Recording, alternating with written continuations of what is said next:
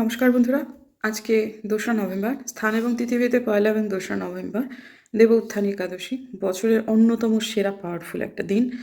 আজকের দিনগুলোতে কিছু কিছু পালনীয় কাজ আছে, যেটা করলে আপনারা খুব ভালো থাকবেন।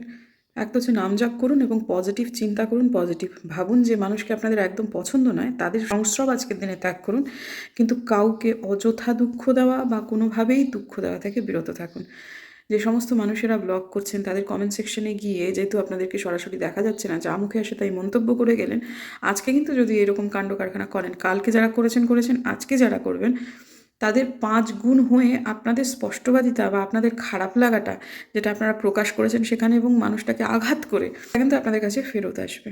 কারণ আপনি যেটা ভাবছেন সেটা যে সবসময় সঠিক সেটা নাও হতে পারে। ঈশ্বরের বিচার ঈশ্বর করবেন, যারা খারাপ করছেন তাদের এই বিচার কিন্তু ঠাকুর করবেন। আজকের দিনে দয়া করে নিজেকে একটু মানুষ ভাবুন। অন্যের দোষ ত্রুটি মাপবার যে তুলাদণ্ডটা নিজের হাতে দয়া করে তুলে নেবেন না। জপ ধ্যান করুন, বিষ্ণু সহস্রনাম পাঠ করুন, পারলে পূর্বাহ্নের মধ্যে স্নানটা করে পুজোটা সেরে নিন।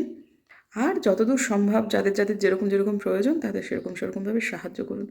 কিন্তু আজকের দিনটায় ইতিবাচক থাকুন। আজকের দিনে অযথা মানুষকে আঘাত করতে যাবেন না।